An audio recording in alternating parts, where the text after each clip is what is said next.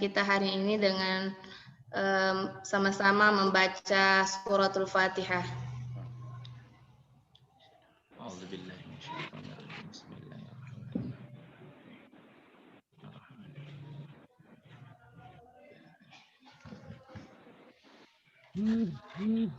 Ya, Taib, langsung saja kita melangkah ke acara kedua, yaitu sambutan-sambutan. Yang pertama, sambutan yang akan dibawakan oleh Ustadz Kiai Haji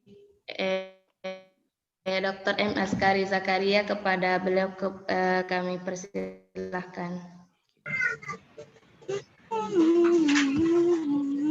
Bismillahirrahmanirrahim. Bismillahirrahmanirrahim. Walhamdulillah wa la ilaha illallah. Allahu akbar.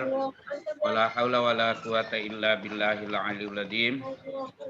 Yang saya hormati Bapak Haji Muhammad Mahmud, anggota DPR RI Komisi Energi dan Teknologi. Dan terima kasih atas kehadirannya pada kesempatan yang berbahagia ini.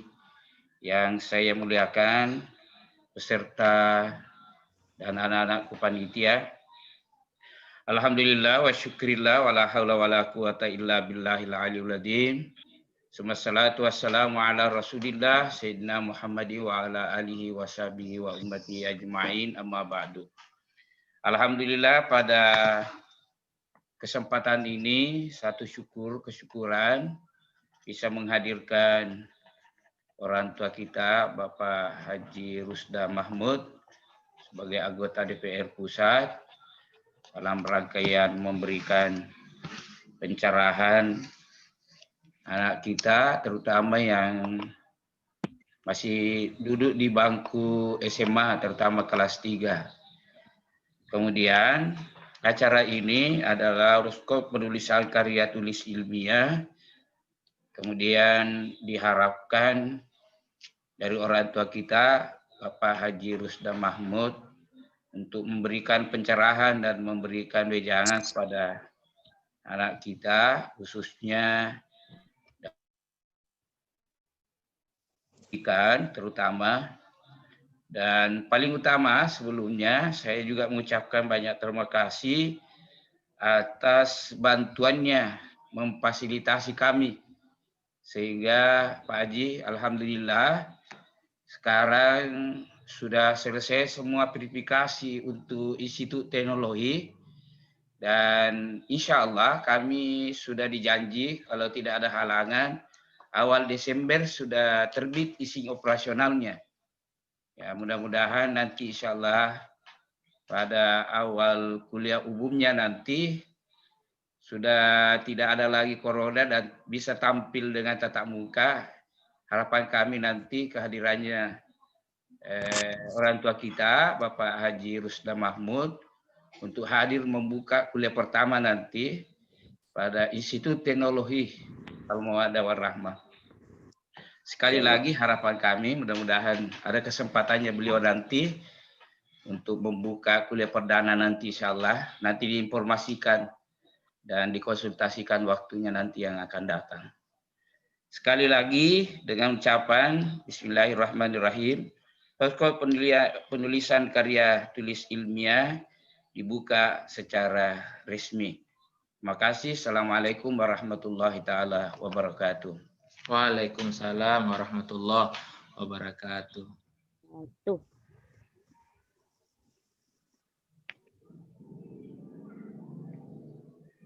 Oke, Taib. Itulah tadi sambutan yang disampaikan oleh Bapak Kiai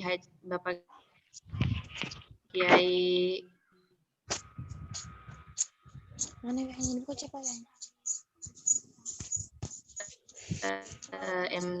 Zakaria, sekaligus membukakan dari Bapak Rusda Mahmud. Kepada beliau dipersilahkan.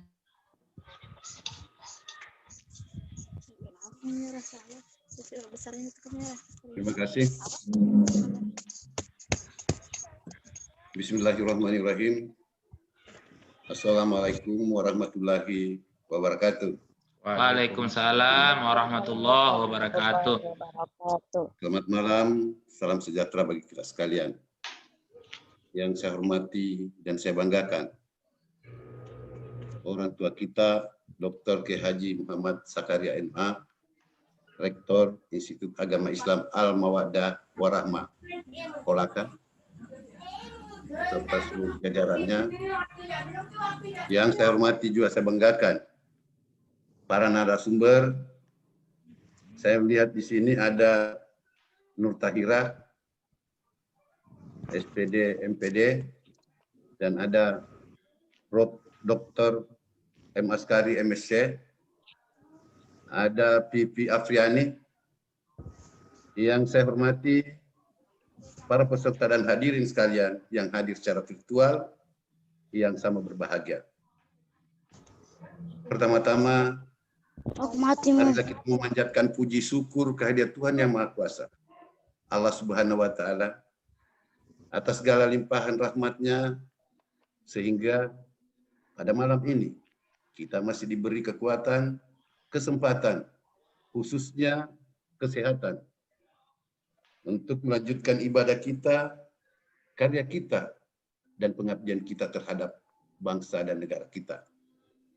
Salawat dan salam tak lupa kami aturkan kepada junjungan kita Nabi besar Muhammad Sallallahu Alaihi Wasallam, Nabi yang terbaik akhlaknya, Nabi yang paling khusyuk ibadahnya, Nabi yang paling sayang kepada keluarganya, dan Nabi yang paling cinta kepada umatnya, sehingga selayaknya kita jadikan suri teladan untuk kehidupan dunia dan akhirat.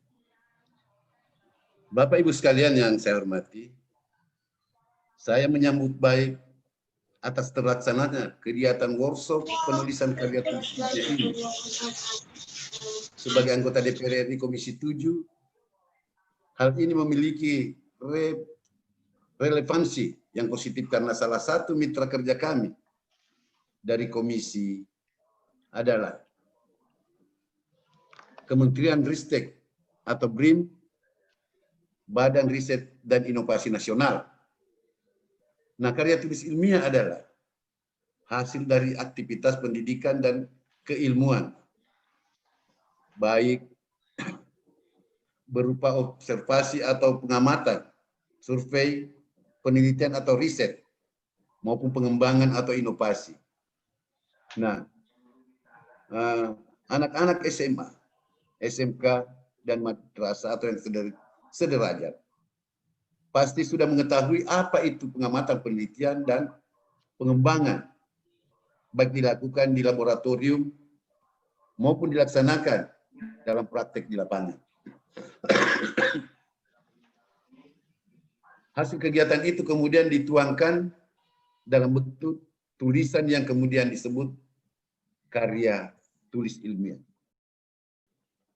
Jadi ada dua hal yang perlu dipenuhi terkait karya tulis ilmiah. Yang pertama, pemahaman tentang apa yang disebut dengan metode atau kaidah ilmiah.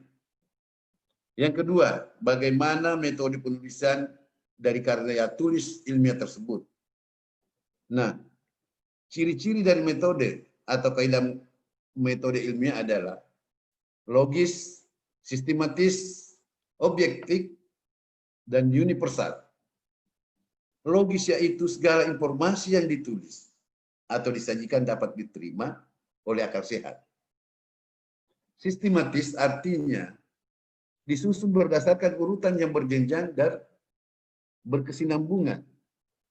Objektif yaitu bersifat apa adanya, bukan fiktif atau hoax. Universal artinya dapat diterapkan di mana saja. Nah, dalam penulisan karya tulis ilmiah, tentu tidak lepas dengan metode ilmiah.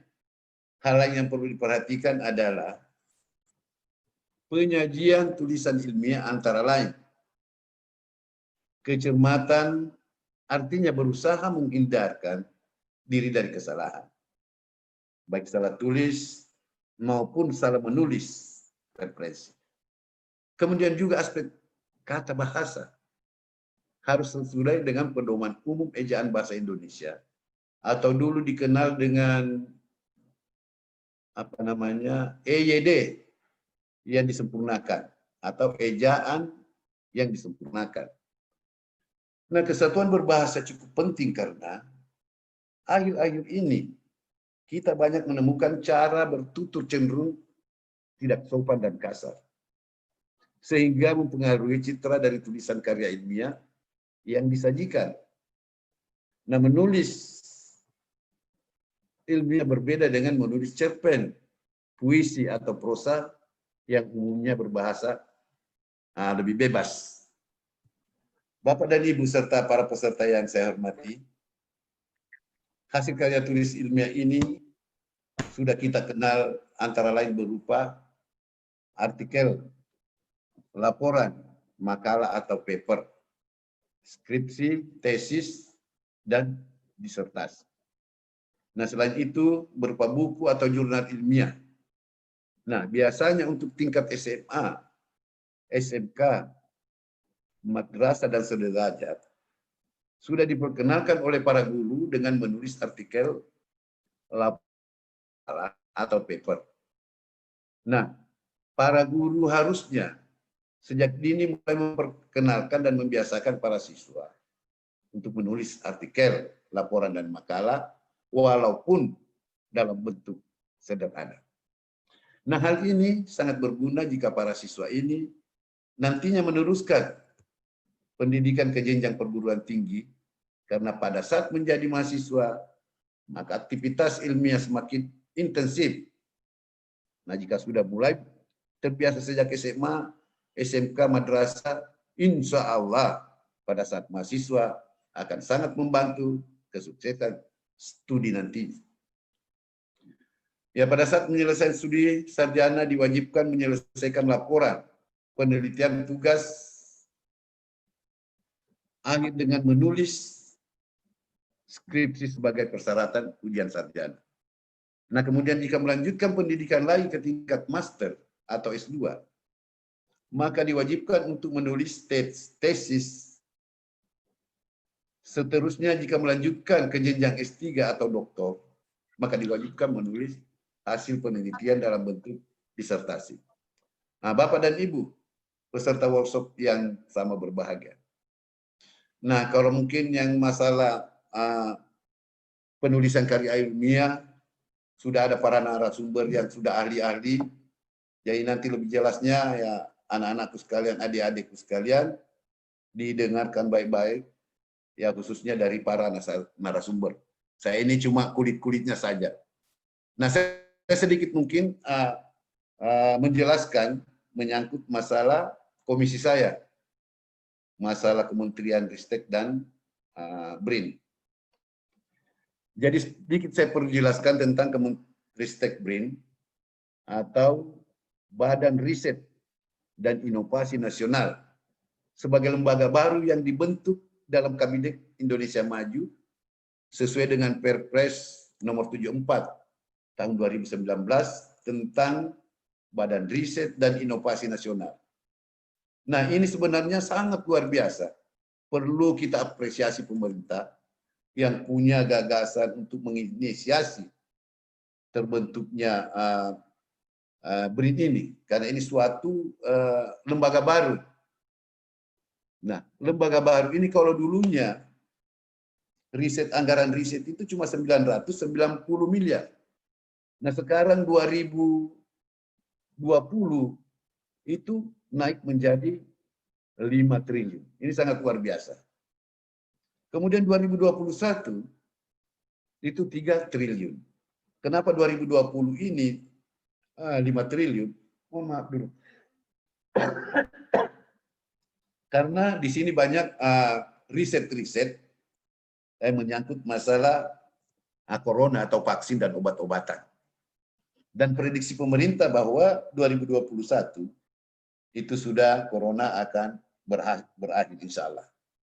Jadi anggaran riset sisa 3 triliun. Nah, ini pun 3 triliun, ini sudah sangat luar biasa. Karena tadinya 990 miliar. Nah, yang paling utama dalam Perpres nomor 74 tahun 2009. Ini adalah di pasal 2. Pasal 2 menyebutkan bahwa Badan Riset dan Inovasi Nasional mempunyai tugas menjalankan penelitian.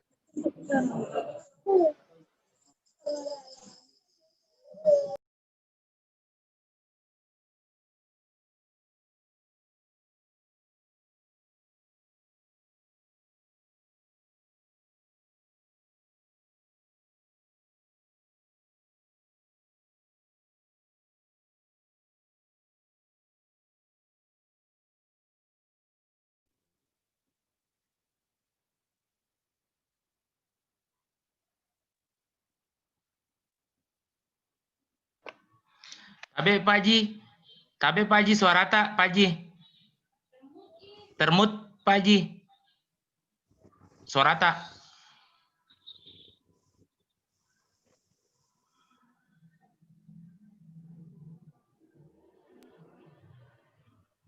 Iya Pak Haji. Iya, sudah bisa didengar lagi Pak Haji. Dari mana tadi tutupnya? Iya, sudah bisa tersambung lagi Pak Haji. Enggak, tadi dari mana? Mulai dari mana? Yang terakhir baru Pak Haji, baru terputus tadi Pak Haji. Oh, baru tadi. Jadi Iya. nah, saya perlu jelaskan bahwa kalau dulunya banyaknya lembaga-lembaga yang melakukan riset namun tidak terintegrasi dengan inovasi dari hasil risetnya. Nah, setelah pemerintah mengevaluasi hal tersebut, dibentuklah yang namanya Lembaga Badan Riset dan Inovasi Nasional atau BRIN, agar nantinya bisa mensinergikan semua potensi riset menjadi inovasi-inovasi baru. Nah, harapan pemerintah bahwa setiap riset harus diimplementasikan karena banyaknya hasil-hasil riset yang hanya menjadi tumpukan kertas, bahkan hanya terbuang begitu saja tanpa hasil yang jelas. Nah, perlu saya jelaskan bahwa sekedar informasi bahwa Perpres nomor 74 tahun 2019 hanya berlaku hingga 31 Maret tahun 2020, yang sebelumnya hanya berlaku 31 Desember 2019. Nah, saat ini Perpres tentang Badan Riset dan Inovasi Nasional meski sudah ditandatangani oleh Presiden, namun belum diundangkan. Nah, hal ini menimbulkan dampak yang kurang baik karena kabinet sudah terbentuk sejak setahun yang lalu. Nah, kami dari Komisi 7 kemarin juga hari Rabu kami rapat dengan Kemenristek BRIN. Kami mendesak Presiden untuk segera menuntaskan permasalahan ini. Nah, Bapak dan Ibu peserta workshop yang berbahagia. Jadi insya Allah kalau sudah diundangkan dan sudah ada petunjuk pelaksanaannya, saya harapkan adik-adik ini semua yang hadir di sini khususnya supaya berinovasi, meriset. Nanti kita akan diskusi.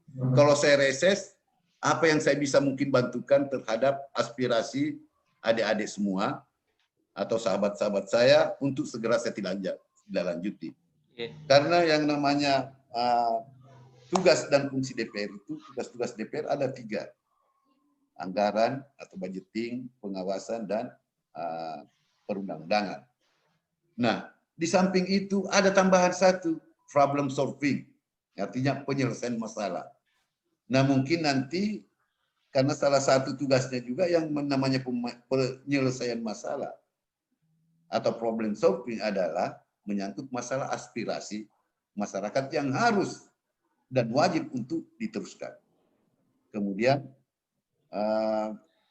pembelajaran politik, itu kan salah satu tugas-tugas kita sebagai anggota DPR, dan komunikasi publik. Nah, makanya mudah-mudahan nanti setelah saya reses, kita tidak lanjuti pertemuan kita ini, karena nanti sudah satu lembaga yang menaungi yang namanya riset. Sudah namanya BRIN. Nah, ini Kemenristek BRIN. Nah, inilah nanti yang membagikan turun ke kampus-kampus. Ya, mudah-mudahan juga nanti kita bisa perjuangkan di kampus swasta Jangan cuma negeri, karena kemarin ini juga kita protes. Karena yang diberikan bantuan yang terlalu besar cuma empat universitas. UGM, di Bandung, Unpad, terus Unhas juga ada. Pokoknya semua yang universitas yang besar-besar. Alasannya bahwa karena mereka mau meriset, mengkaji yang namanya vaksin, obat-obatan, dan seterusnya, dan seterusnya. Nah, mudah-mudahan secepatnya diundangkan BRIN ini, ya kita nanti akan sering diskusi untuk bagaimana selanjutnya. Dan Bapak dan Ibu peserta workshop yang berbahagia. Nah, kita semua patut sebenarnya bersyukur Institut Agama Islam Al-Mawaddah Warahmah Kolaka dapat memfasilitasi acara yang sangat penting dan bermanfaat ini. Saya pun juga berharap kegiatan semacam ini dapat dilanjutkan pada masa-masa mendatang. Amin, amin. Jadi terima kasih. Selamat mengikuti workshop. Semoga sukses. Demikian sambutan kami. Lebih dan kurangnya mohon dimaafkan. Terima kasih atas segala perhatiannya. Wabillahi taufiq wal hidayah. Wassalamualaikum warahmatullahi wabarakatuh. Waalaikumsalam warahmatullahi wabarakatuh. Izin Pak Ustadz. Iya. Terima kasih banyak, Oke, Pak.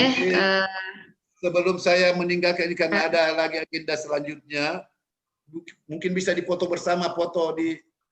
Oh iya. Ya, foto di sini anunya supaya mungkin yang ini yang hadir semua bisa. Ya, silakan. Ya, silakan dalam galeri view, kemudian diabadikan, difoto mungkin, atau snipping tool. Saya akan coba snipping tool Ki semua. Ya.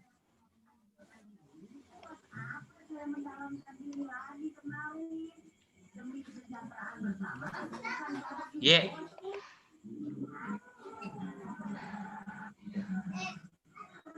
Ya, sudah Pak Haji.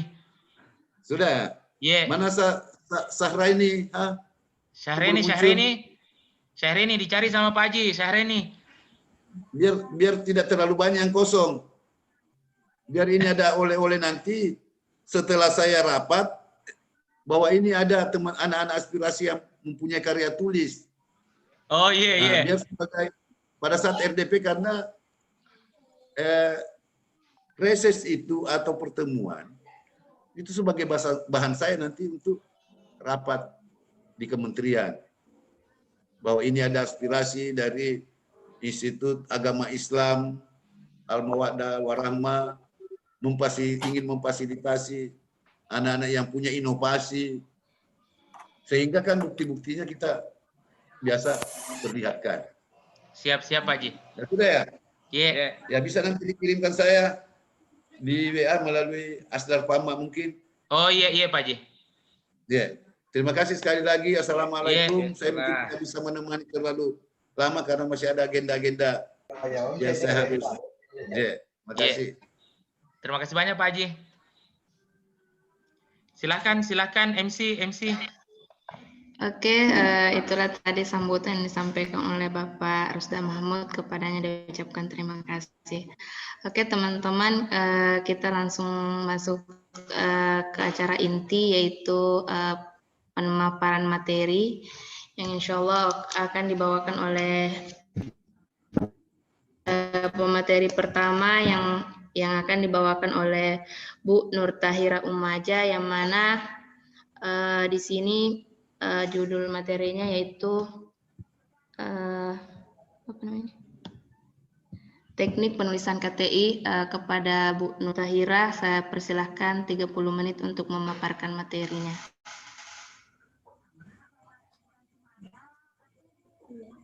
Syahrini, saya butuh untuk share saya punya slide, bisa?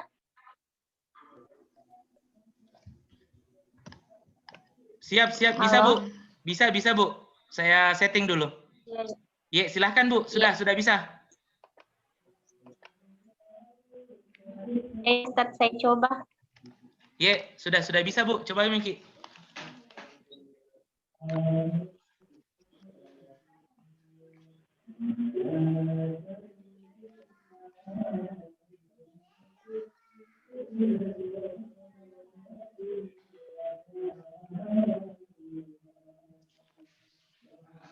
Sudah bisa Mi Bu? Bu Ira sudah bisa?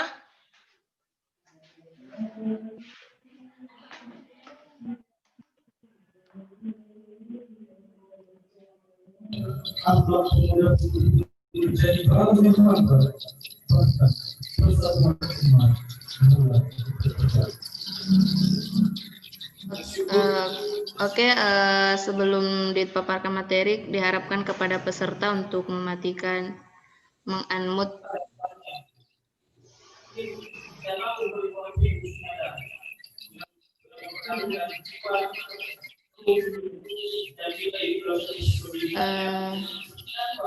Demi lancarnya kegiatan kita, kepada peserta diharapkan untuk unmute suaranya.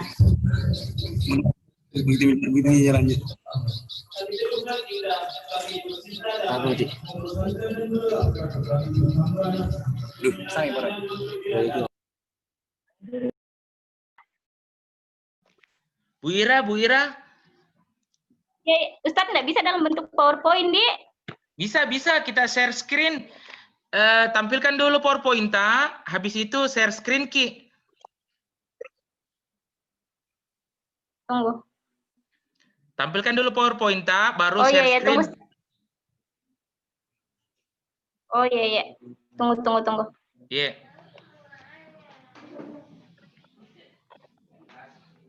Jadi kawan-kawan yang lain mungkin ini supaya tidak terganggu pembicara, jadi bisa mungkin di mute. Nanti kalau ingin bertanya atau berinteraksi bisa di unmute.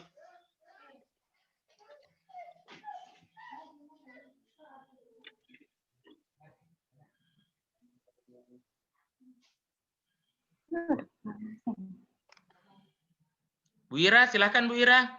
Oh, kenapa enggak bisa, Ustaz? Dari Ahmad Saya sudah ini. Saifullah, Tabe.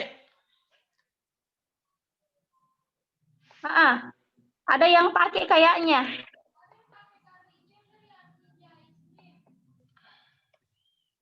Tunggu saya setting dulu. Ya silakan Ibu Ira, kita langsung cepat.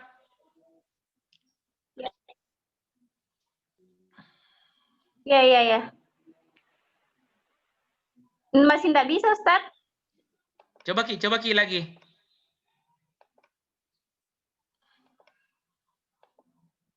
Oh iya. Bisa Mi? Tunggu, Ustaz.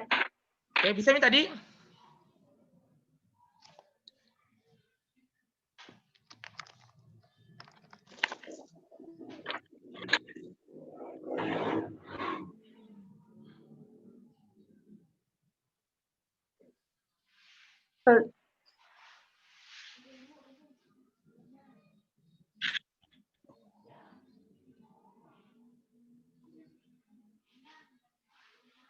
Enggak bisa, Andri. Tadi bisa. Kelihatan, Ustaz? Iya, tadi kelihatan Oh, yang iya, ada tunggu. teknik penulisan. Iya. Iya, tunggu, Ustaz. Geser ke kanan mungkin. Iya. Sudah, Ustaz? Ya, Kelihatan? oke, sudah kelihatan Mi. Iya. Ya, silakan dimulai. Kenapa enggak ada ini? Bismillahirrahmanirrahim. Assalamualaikum warahmatullahi wabarakatuh. Waalaikumsalam warahmatullahi wabarakatuh. Ya, alhamdulillahirabbil alamin. Assalatu wassalamu ala asyrafil anbiya wa mursalin sayyidina Muhammadin wa ala alihi wa ashabihi ajmain. Amma ba'd. Terima kasih kepada moderator. Jadi mungkin untuk mempersingkat waktu, saya langsung saja memaparkan materi yang diamanahkan kepada saya, yaitu materi teknik penulisan karya tulis ilmiah. Jadi saya tidak tahu kenapa ini PowerPoint-nya tidak ada beberapa part yang tidak muncul. Jadi untuk yang bagian pertama sebenarnya ini ada 3 bagian. Apa yang paling utama dalam penulisan karya tulis ilmiah. Jadi saya selalu pesankan kepada teman-teman, adik-adik sekalian yang ingin melakukan penelitian, yang paling pertama harus ada itu pokok masalahnya. Jadi permasalahannya apa, kemudian solusi yang kalian tawarkan itu seperti apa. Itu yang paling utama. Kemudian yang kedua, ketika kalian mau menulis, selain ketika kalian menemukan masalah dan memberikan solusi, ada juga pilihan ketika kalian melihat sesuatu yang unik atau fakta-fakta yang unik. Misal, kalian jalan-jalan ke sebuah daerah, kemudian melihat sesuatu yang unik dari adat istiadat, dari tradisi di daerah tersebut, maka itu merupakan peluang untuk melakukan sebuah riset atau penelitian. Nah, selain itu, yang ketiga adalah ketika kalian ingin bereksperimen atau mencoba sesuatu. Dan kalau yang eksperimen ini, misal eksperimen di lab, uji coba di lab, seperti itu. Jadi intinya adalah yang paling utama ketika kita ingin melakukan sebuah penelitian, itu ada 3 tadi. Permasalahannya ada, solusi yang kamu tawarkan. Yang kedua, ada fakta unik atau sesuatu yang luar biasa, yang baik dikaji untuk memberikan manfaat kepada orang lain. Dan yang ketiga, ketika kalian ingin melakukan sebuah uji coba atau eksperimen, membuat sebuah produk. Oleh karena itu, mengapa bagian utama atau bagian pertama dari sebuah karya tulis itu adalah latar belakang yang selama ini familiar kita lihat. Ada latar belakangnya, ada rumusan masalahnya, ada tujuannya, ada batasan penelitiannya, dan ada manfaat penelitiannya. Sehingga sangat penting bagi adik-adik sekalian ketika melakukan sebuah penelitian itu wajib untuk observasi awal. Karena data observasi awal inilah yang akan menjadi latar belakang kalian menulis sebuah penelitian. Nah, selanjutnya saya juga selalu berpesan kepada mahasiswa yang saya bimbing atau siswa yang saya bimbing dalam karya tulis, setelah kalian menentukan masalah yang akan kalian teliti, jika seandainya penelitian kalian ini tujuannya misal untuk lomba yang punya deadline waktu, atau untuk penyelesaian skripsi, penyelesaian tesis, itu wajib banget kalian melihat ada tidak kajian teorinya, ada tidak bukunya, ada tidak jurnal atau penelitian relevan yang mendukung. Karena kenapa?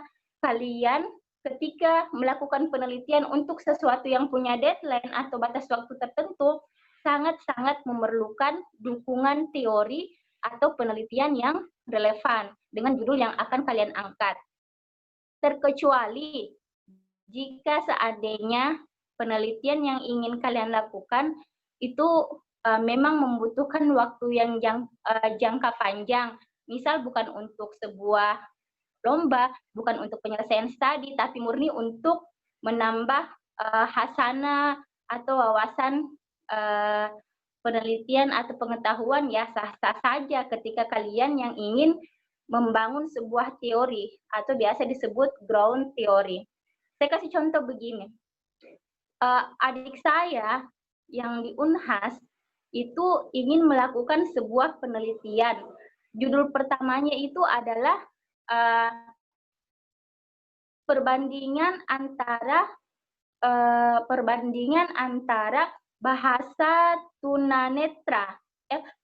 bahasa tunarungu Indonesia, negara Indonesia dengan negara Inggris. Nah sekarang penelitian ini kenapa dia ambil? Karena dia berpikir bahwa saat ini tidak ada bahasa bahasa baku atau paten yang digunakan oleh tunarungu. Beda dengan tunanetra yang dia punya huruf braille. Tapi tunarungu itu sampai sekarang tidak ada. Oleh karena itu dia ingin membandingkan dengan latar belakang bahwa belum ada bahasa bahasa internasionalnya. Idenya sangat menarik dan tentunya akan menambah wawasan penelitian atau akan menambah hasanah pengetahuan jika sekiranya nanti akan ditetapkan bahasa internasional untuk tunarungu. Tapi sayangnya karena ini untuk keperluan tesis yang punya jangka waktu tertentu, maka sangat-sangat kesulitan. Karena kenapa? Ada deadline-nya. Oleh karena itu pesan saya kepada adik-adik sekalian, jika sekiranya penelitian kalian untuk keperluan lomba atau penyelesaian studi, ceklah kajian teorinya atau penelitian relevan yang mendukung. Namun jika penelitian kalian memang murni untuk menambah hasanah pengetahuan, itu jauh lebih baik ketika kalian membangun sebuah teori atau ground theory. Nah, di landasan teori ini atau yang biasa kita kenal dengan kajian pustaka, jadi hilang ada part yang hilang ya, saya nggak tahu kenapa. Jadi untuk bagian kedua ini adalah kajian teori. Jadi kajian teori biasanya kalau kita lihat di karya tulis ilmiah itu ada dua, landasan teori dan penelitian yang relevan. Nah, untuk landasan teori, kata kuncinya adalah yang pertama, perhatikan kutipan langsung dan kutipan tidak langsungnya. Kemudian, pesan saya selanjutnya adalah ketika kalian sudah memaparkan teori dari ahli A, teori dari ahli B, teori dari ahli C tentang sebuah variabel, maka wajib hukumnya kalian melakukan kesimpulan. Misal, ketika kalian meneliti tentang media pembelajaran, kajian teori pertama adalah definisi media pembelajaran. Kalian sudah ambil, menurut ahli ini media pembelajaran adalah bla bla bla. Menurut ahli ini media pembelajaran adalah bla bla bla. Menurut ahli ini media pembelajaran adalah bla bla bla. Oleh karena itu, di akhir kalian harus memberikan definisi tersendiri menurut kalian. Berdasarkan 3 pendapat para ahli ini, menurut kalian media pembelajaran itu definisinya apa? Kenapa kalian harus memberikan kesimpulan? Karena ini adalah hasil pikiran atau buah pikiran kalian atau sumbangsi pikiran kalian dalam penelitian atau karya tulis ilmiah yang kalian lakukan. Karena kalau tidak ada sumbangsi pikiran kalian, maka sangat miskin sumbangsi wawasan hasanah pengetahuan yang kalian berikan dalam penelitiannya. Oleh karena itu, kenapa selalu disebut biasanya di kajian teori itu ada perselingkuhan teori. Karena kita dapat dengan menyatukan beberapa pendapat para ahli. Kita mengambil kesimpulan sendiri.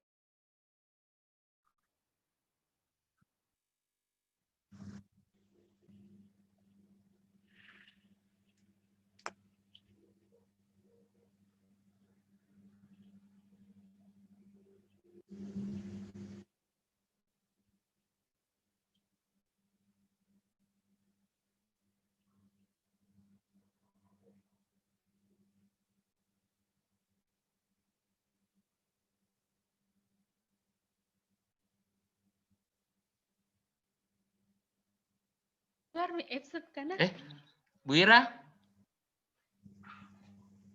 Bu Ira?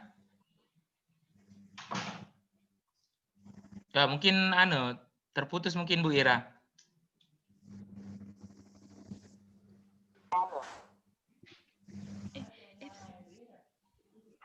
Terputus mungkin Bu Ira deh. Silakan Sumarni.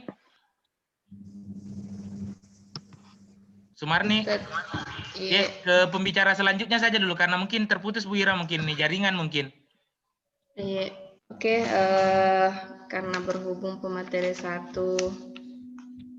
lagi terkendala dengan jaringan, kita lanjut ke pemateri kedua yang akan dibawakan oleh Asisten Prof. Askari Zakaria, SPT MSc, yang akan memaparkan tentang publikasi KTI. kepada Ustadz dipersilahkan untuk mempresentasikan materinya kurang lebih 30 menit. Kepada Ustadz dipersilahkan. Oke, baik. Terima kasih banyak. Assalamualaikum warahmatullahi wabarakatuh. Waalaikumsalam. Selamat malam semuanya.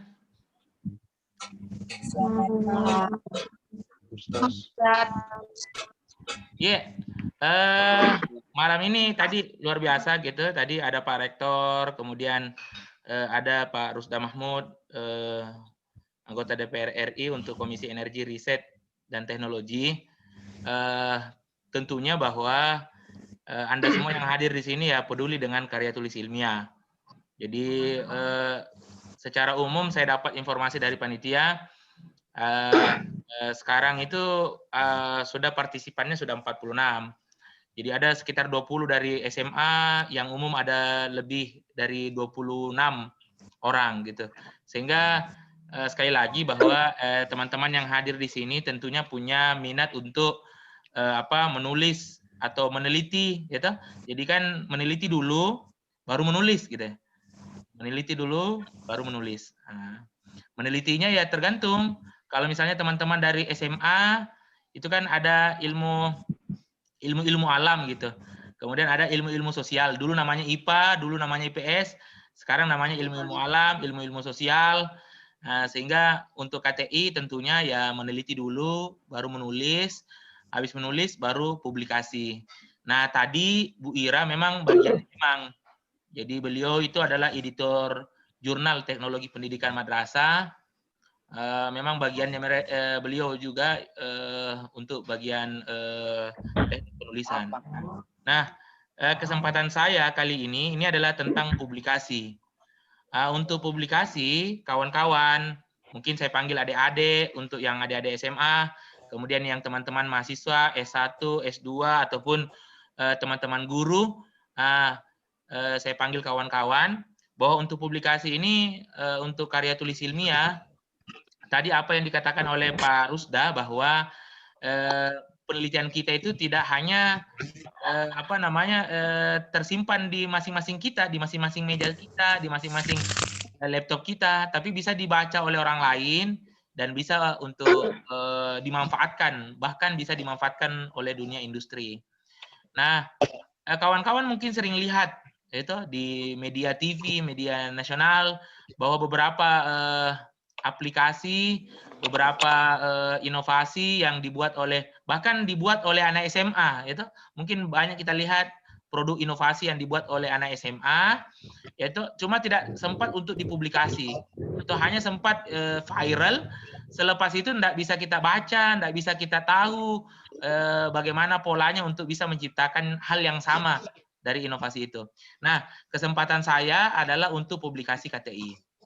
Nah, kawan-kawan, yang paling pertama yang saya mau bilang bahwa tulisan Anda semua, itu saya tidak peduli mau dia itu produk karya tulis ilmiah anak SMA, produk karya tulis ilmiah mahasiswa S1, S2, S3, ya toh.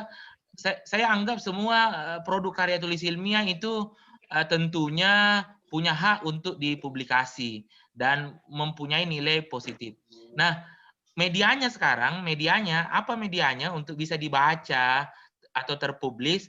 Yang pertama tentunya adalah biasa kita sebut dengan jurnal. Biasa kita sebut dengan jurnal, istilahnya jurnal ilmiah lah. Nah, bagaimana adik-adik SMA, kawan-kawan mahasiswa dan kawan-kawan guru bisa untuk publikasi? Saya coba kasih lihat Ki di sini. Anda mungkin bisa mulai dulu dari Anda bisa mulai dari sini. Jadi untuk cari kira-kira tulisan Anda itu bisa terpublikasi di jurnal mana. Kita coba cari di Google Cendekia. Di situ kan banyak jurnal atau media publikasi yang mungkin yang mana cocok dengan tulisan tak. Jadi misalnya kalau teman-teman siswa-siswa SMA ikut LKTI, lomba karya tulis ilmiah, kemudian LKTI itu mau dipublikasi, Anda bisa cari media yang pas untuk diterbitkan di jurnalnya. Nah, kalau misalnya mau ditingkatkan lagi publikasi Anda mau dijadikan buku, ya toh, mau dijadikan buku dan mau mempublis dengan sendiri atau tapi cukup susah juga kalau mau buat lembaga penerbitan, berarti Anda harus cari lembaga penerbitan, percetakan, penerbit buku untuk bisa menerbitkan karya tulis ilmiah Anda.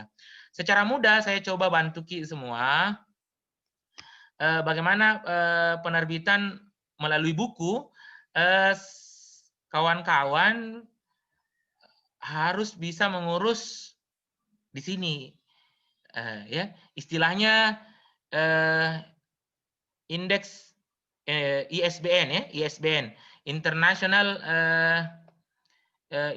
International Standard Book Number, ISBN.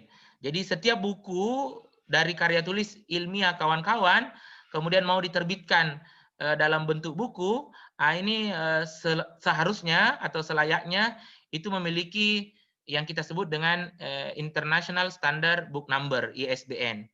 Jadi kawan-kawan bisa cek di Perpusnas, Perpustakaan Nasional. Nah, kawan-kawan nanti bisa dulu buat penerbitnya, kalau mau terbitkan, maksudnya dirikan penerbit sendiri. Kawan-kawan mungkin urus dulu penerbitnya, kemudian nanti memasukkan beberapa hal yang dibutuhkan di Perpustakaan Nasional. Tapi kalau tidak mau terlalu banyak pikir, ya toh, berarti kawan-kawan sisa mencari penerbit-penerbit yang mau menerbitkan karya tulis ilmiah kawan-kawan. Oh, sekarang sudah banyak sekali. Bahkan ada yang gratis, bahkan beberapa yang gratis itu kalau dia jual buku kawan-kawan itu nanti ada salary-nya, ada profitnya yang mungkin kawan-kawan selain senang untuk menulis, meneliti, ternyata di samping itu kawan-kawan menulis, meneliti itu dapat uang juga gitu. Istilahnya sekarang kan kayak Trelie, beberapa penulis yang populer itu mendapatkan hasil usaha itu dari dunia penulisan. Begitu juga sebenarnya di penulisan jurnal gitu, di penulisan jurnal. Beberapa tulisan gitu karena yang dihargai itu adalah isi dari tulisan, sehingga beberapa editor jurnal itu biasanya memberikan salary gitu ya, fee lah untuk autor penulis. Ada yang bermacam-macam, ada 1.500.000, bahkan ada yang 5 juta. Sama lah kalau orang menulis di di koran-koran gitu, media massa, kawan-kawan juga dapat gitu. Sehingga setidaknya bahwa karya tulis ilmiah ini dari meneliti, menulis, mempublikasi, tidak hanya hobi, tidak hanya fashion, tapi juga bisa menjadi job, bisa menjadi pekerjaan yang bisa menghasilkan uang.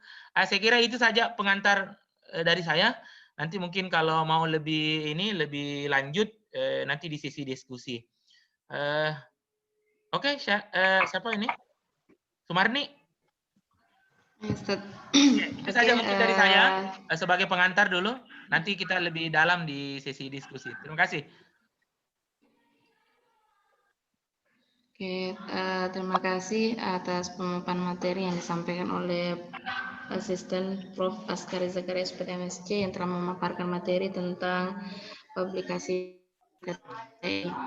Oke, selanjutnya kita masuk ke materi ketiga, yaitu tentang mahasiswa penulis produktif, yang mana yang akan disampaikan oleh Saudari Vivi, salah seorang mahasiswa dari Fakultas Ekonomi dan Bisnis Islam. Kepada Saudari Vivi dengan hormat dipersilahkan. Oke, bismillahirrahmanirrahim. Assalamualaikum warahmatullahi wabarakatuh. Waalaikumsalam warahmatullahi wabarakatuh. Untuk mengefisienkan waktu, saya langsung saja di sini. Saya ingin sedikit sharing mengenai karya tulis ilmiah, tapi lebih ke arah pengalaman saya sebagai mahasiswa untuk membuat suatu karya tulis ilmiah, karena langkah-langkahnya sudah dijelaskan oleh pemateri pertama dan penerbitannya sudah sedikit dipaparkan oleh pemateri kedua. Jadi awal mula saya membuat suatu karya tulis ilmiah itu pada semester 3. Ya, Ustaz. Videonya coba dihidupkan videonya. Oh ya, Ustaz. Enggak kelihatan. Oke.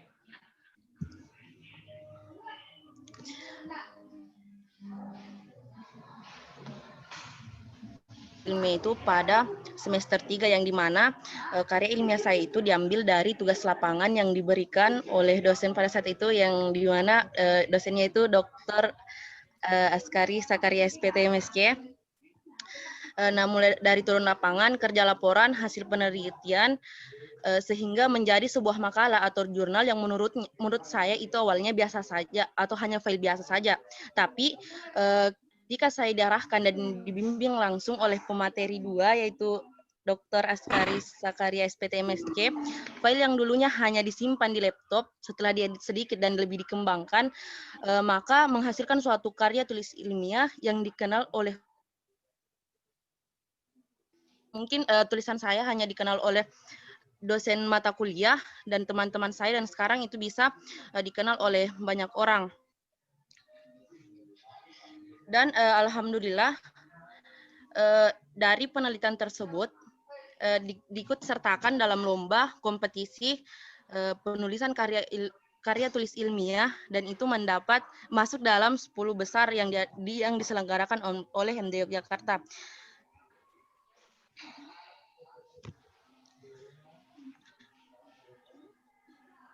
Dari jurnal dari jurnal yang ini selanjutnya muncul karya tulis saya yang lain, ada juga yang sama teman-teman kelas saya, dan tentunya pembimbing saya masih membimbing saya sampai sekarang, sampai saya menerbitkan satu buku bersama beliau, yaitu metodologi yang berjudul metodologi penelitian.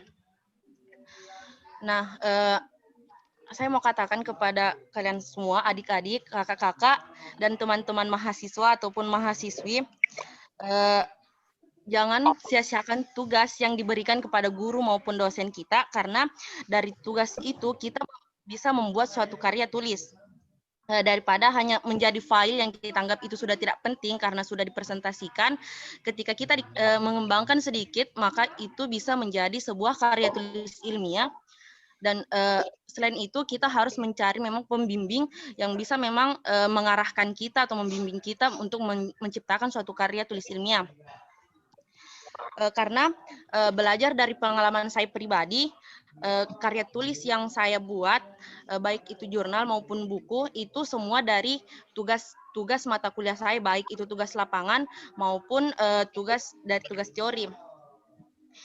Jadi tugas yang kita buat itu tidak sia-sia, karena selain bermanfaat untuk kita sendiri, itu juga bermanfaat untuk orang lain, karena tulisan kita bisa menjadi referensi untuk mereka. Dan selain itu, manfaat untuk diri kita sendiri, selain menambah wawasan, juga menambah minat baca, karena jujur awalnya saya itu minat bacanya sangat kurang, tapi ketika saya menulis suatu karya ilmiah, maka minat baca saya bertambah, karena untuk mencari sesuatu referensi dalam karya tulis ilmiah, maka kita harus banyak membaca. Dan uang atau hadiah dari karya tulis ilmiah yang kita buat. Mungkin itu saja dari saya. Saya kembalikan kepada moderator.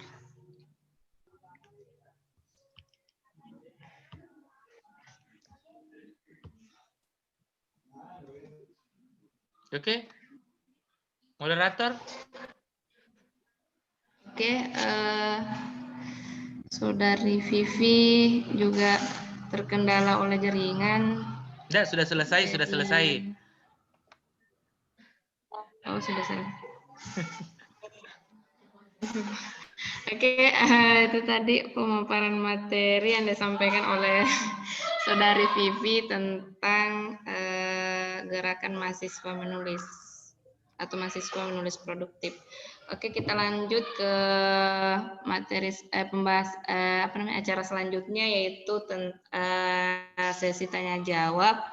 kepada teman-teman yang ingin bertanya, silahkan angkat tangannya atau bisa dikirim lewat kolom chat. Ya, langsung saja, teman-teman. Ya, bisa langsung atau bisa juga di kolom chat. Kepada Siti Khalijah dipersilahkan untuk bertanya.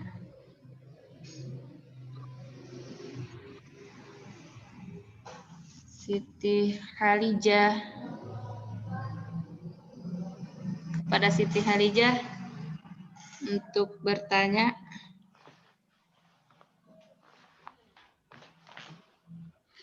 Ya, yang bertanya langsung saja di unmute dan bicara supaya ini.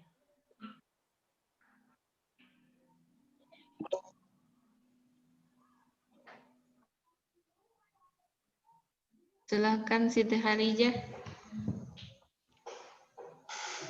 Atau kepada Kariski Ramadhani.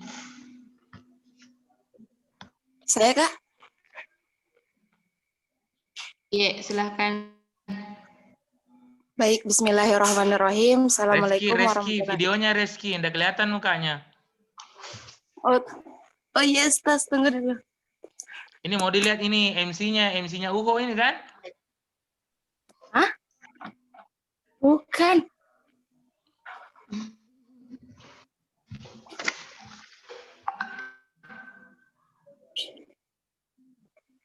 Oke, silakan lanjut kepada Saudari Reski. Ya, silakan. Baik, bismillahirrahmanirrahim.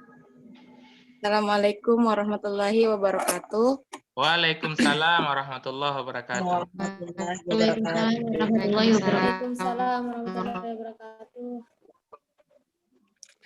Ini Ustaz, saya mau pertanyakan yang materi pertama tadi, yang masalah perselingkuhan teori. Masalah itu saya belum paham Ustaz. Maksudnya itu kesimpulan dari landasan teori atau bagaimana? Itu saja Ustaz. Syukur. Yeah. Assalamualaikum warahmatullahi wabarakatuh. Oke, kepada bukan saya mungkin, Bu Ira toh?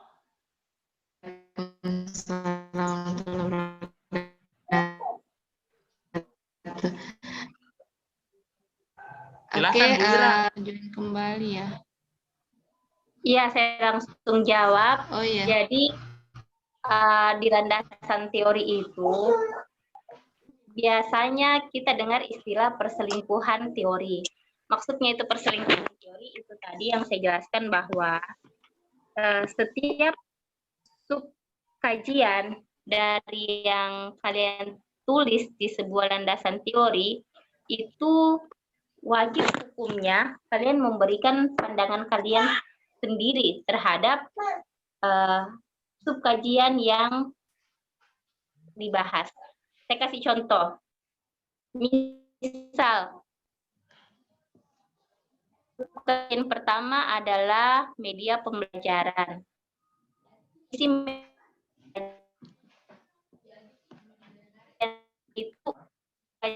media pembelajaran, kalian sudah tulis definisi media pembelajaran menurut ahli ini, definisinya apa? Definisi media pembelajaran untuk ahli ini, definisinya apa? Definisi media pembelajaran untuk ahli yang satu lagi, definisinya apa? Nah, di akhir paragraf akhir, kalian harus membuat kesimpulan berdasarkan kajian, berdasarkan pendapat beberapa ahli tersebut, maka peneliti menyimpulkan bahwa yang dimaksud dengan media pembelajaran adalah bla bla bla bla. Nah, inilah yang biasa disebut dengan perselingkuhan teori. Kenapa muncul istilah perselingkuhan teori? Ini sebenarnya hanya istilah yang biasa kita dengar. Disebut dengan perselingkuhan teori karena kita menggabungkan beberapa teori tanpa diketahui oleh yang memiliki teori tersebut. Jadi biasa disebut dengan perselingkuhan teori. Itu biasa kayak semacam ini bahasa-bahasa yang biasa digunakan peneliti untuk istilah-istilah seperti itu supaya tidak terlalu apa maksudnya bahasa-bahasa apa ya, bahasa-bahasa istilah untuk ini supaya lebih enjoy, lebih nyaman kita terangkan kepada orang seperti itu. Jadi itu tadi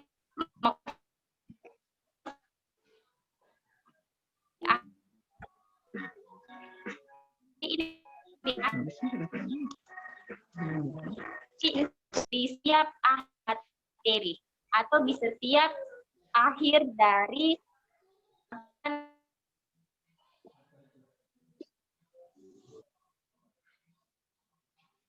memberikan menurut pendapat kalian apa yang dimaksud di pembelajaran. Jadi itu maksudnya. Ya, jadi ini saya ambil nih karena tadi ada putus-putus bagian akhirnya Bu Ira. Jadi sebenarnya perselingkuhan teori itu bahasa yang apa istilahnya orang teman-teman mungkin teman-teman SMA mungkin ini bahasa santuy ya.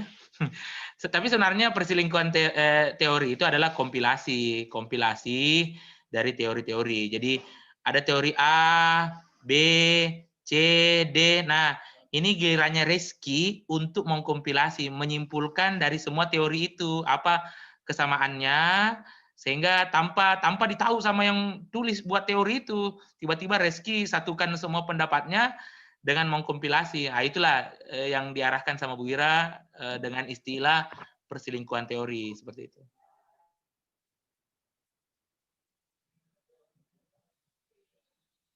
Ada lagi kira-kira kawan-kawan, teman-teman?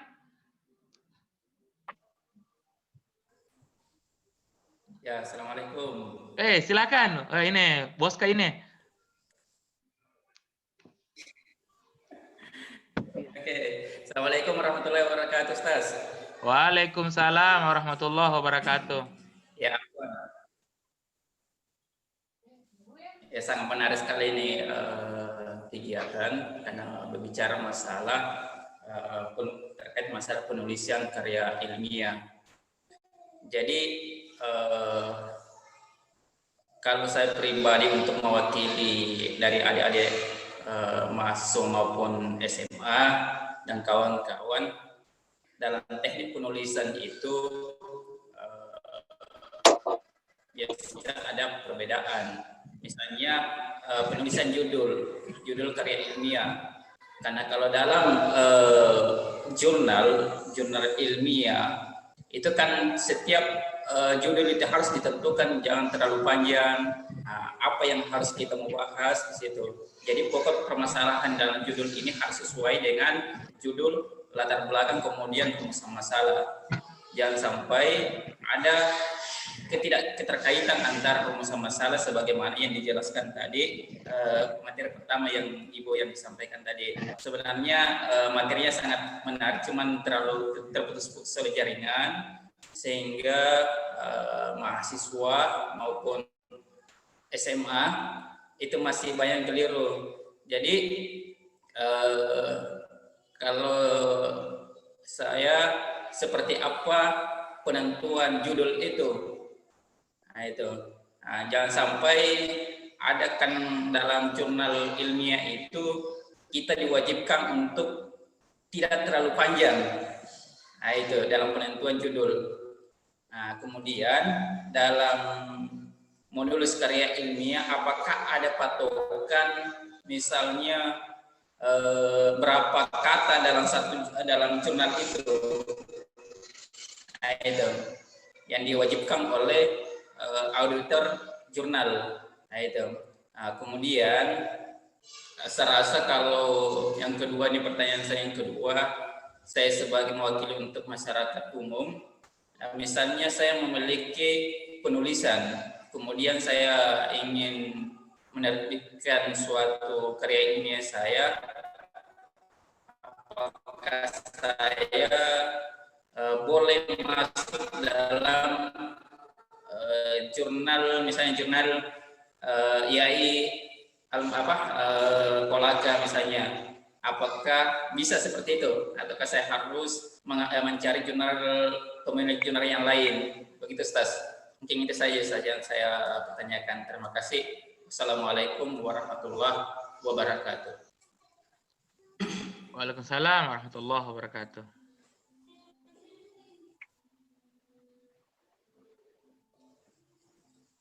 Oh iya, saya jawab Ustaz yang bagian saya. Ya, silakan Bu Ira. Jadi yang pertama untuk menentukan judul, seperti yang saya ungkapkan tadi, kita wajib melihat permasalahannya dulu. Permasalahan beserta solusi yang kita tawarkan, sehingga tidak melebar. Jadi dia fokus di permasalahan dan solusinya. Kemudian bisa juga kalau misalnya mau ditambahkan tempatnya boleh. Jadi triknya itu, apa masalah, solusi, tempatnya di mana. Sudah selesai judulnya. Bahkan beberapa buku penelitian, dia mempersyaratkan bahwa jumlah judul dari sebuah penelitian itu maksimal 15 kata. Jadi dia maksimal 15 kata, tidak dihitung dengan kata sambung. Seperti itu. Dan di lomba-lomba, beberapa lomba event yang sempat saya ikutkan siswa saya, aturannya juga seperti itu. Nah, kemudian kalau misalnya pertanyaan selanjutnya, berapa kata yang harus maksimal dalam sebuah karya tulis ilmiah? Jadi itu sebenarnya tergantung. Kalau misalnya kita mengikuti lomba, misalnya esai, biasanya ditentukan minimal. Contoh esai yang ada lomba esai ini di UIN, itu dia minimal 1000 kata. Jadi kalau ketentuannya 1000 kata, ya 1000 kata minimal yang harus kita buat.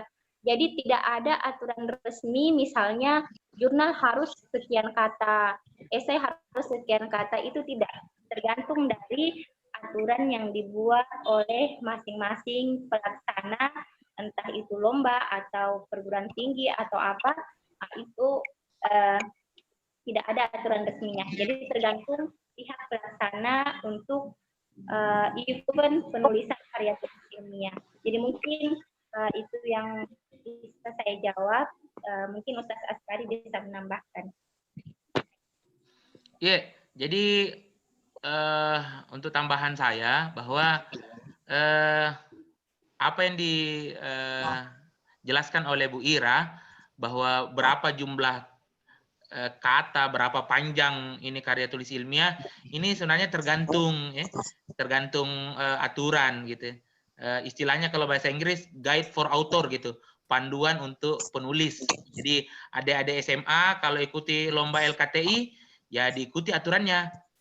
Kalau mau diterbitkan lagi tulisannya misalnya jadi buku di penerbit Grafindo ya toh, yang punya yang punya koneksi ke Gramedia, penerbit-penerbit yang punya koneksi ke penjual buku toko Gramedia yang cukup besar di Indonesia, itu ya harus ikuti aturan penulisan di penerbit itu. Nah, seperti itu. Nah, untuk pertanyaan saya dari ini Kak Usman, ini bahwa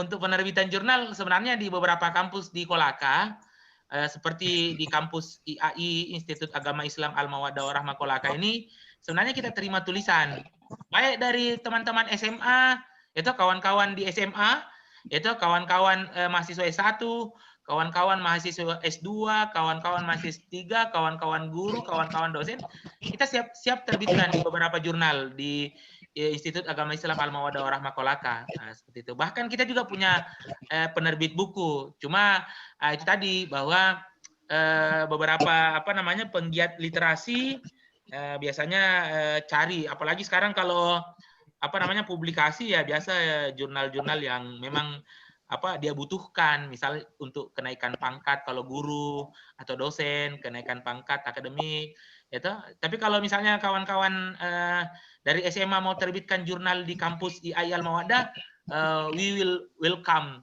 to you all, gitu. Kita akan terima semua gitu. Cuma sekali lagi yang mesti diingat adalah arahannya tadi Bu Ira, bahwa setiap penerbit, yaitu editor jurnal itu punya aturan mainnya sendiri. Jadi aturannya itulah yang kita penuhi secara formal. Kemudian insya Allah bisa terbit gitu. Saya kira itu saja mungkin jawaban dari Kak Usman ini, itu saja mungkin dari saya. Terima kasih. Ya, luar biasa Ustaz. Terima kasih. Ya, silakan Sumarni.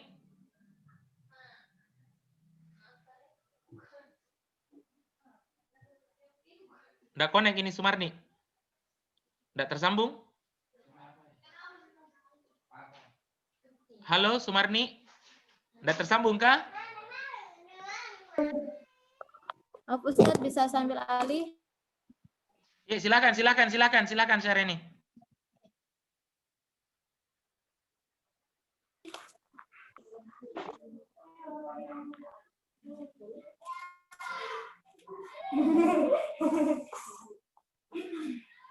Silakan Syareni, silakan. Ya, Ustaz, mungkin ada lagi pertanyaan dari teman-teman. Yang bertanya silakan angkat tangan.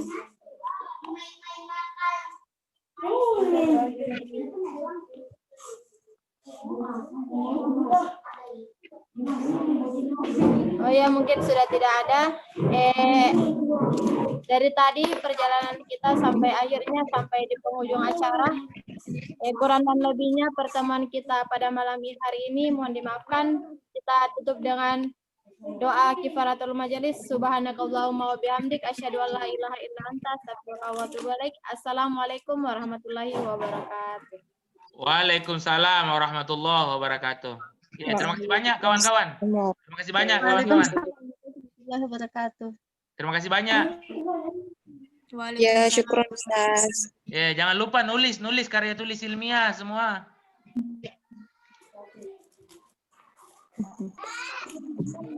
Terima kasih banyak. Assalamualaikum warahmatullahi wabarakatuh.